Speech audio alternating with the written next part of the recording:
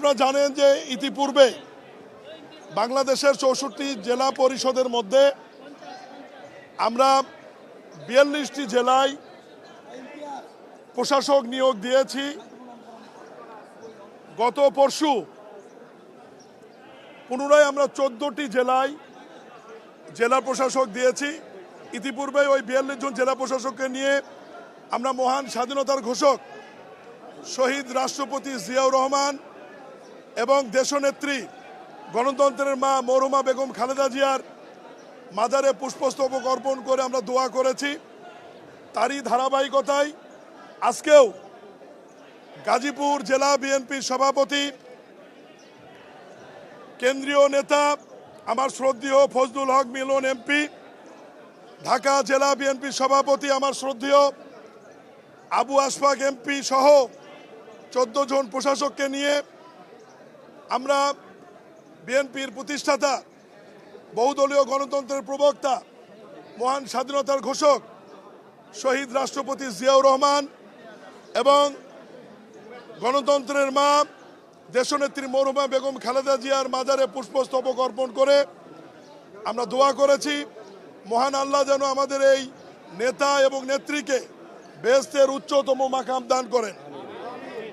প্রিয় সাংবাদিক ভাইরা, আমরা জেলা পর্যায়ে দলীয় বিবেচনায় প্রশাসক দেওয়ার কারণ একটাই, জনগণ যাদেরকে চিনবে, জনগণের সাথে দীর্ঘদিন যারা লড়াই সংগ্রাম করে মানুষের ভোটের অধিকার প্রতিষ্ঠিত করেছে, গণতান্ত্রিক পন্থায় নিরপেক্ষ নির্বাচনের মাধ্যমে একটি সংসদ এবং একটি সরকার উপহার দেওয়ার পিছনে জেলা পর্যায়ে যে সমস্ত নেতৃবৃন্দর গুরুত্বপূর্ণ ভূমিকা রয়েছে, জেল জুলুম নির্যাতন সহ্য করেছে, গুমের শিকার হয়েছে, জেল খেটেছে, এই সমস্ত নেতাদের মধ্যে যাদেরকে আমরা দলীয় মনোনয়ন দিতে পারিনি অথচ অনেক যোগ্যতা রয়েছিল, তাদেরকে আমাদের মাননীয় প্রধানমন্ত্রী জনাব তারেক রহমান এবং দলের মহাসচিব, আমাদের মন্ত্রণালয়ের সম্মানিত মন্ত্রী মির্জা ফখরুল ইসলাম আলমগীর জেলা পরিষদের প্রশাসক হিসেবে নিয়োগ দিয়েছেন।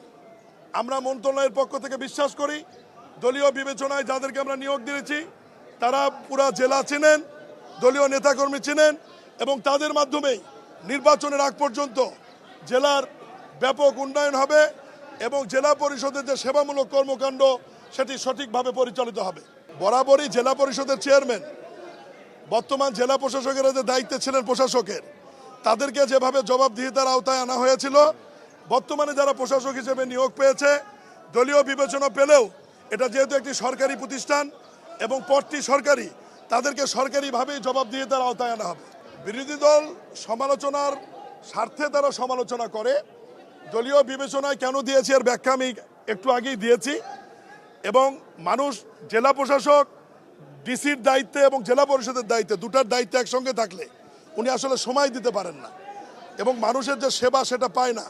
এই কারণে আমরা দলীয় বিবেচনায় প্রশাসক নিয়োগ দিয়েছি এবং আপনারা জানেন যে পার্লামেন্টে এই যে অধ্যাদেশটি অন্তর্বর্তীকালীন সরকার নির্বাচন বাতিল, প্রশাসক নিয়োগ এবং দলীয় প্রতীকে নির্বাচনে না হওয়ার যে অধ্যাদেশটি জারি করেছিল, সেটি অলরেডি বিশেষ কমিটি যাচাই বাছাইয়ের মাধ্যমে বৃহস্পতিবার পার্লামেন্টে ওটি আইন আকারে উত্থাপনের জন্য মাননীয় সংসদ সদস্যরা সর্বসম্মতির কারণে ভোটের মাধ্যমে এটি আমাদের মন্ত্রণালয়ে প্রেরণ করেছেন।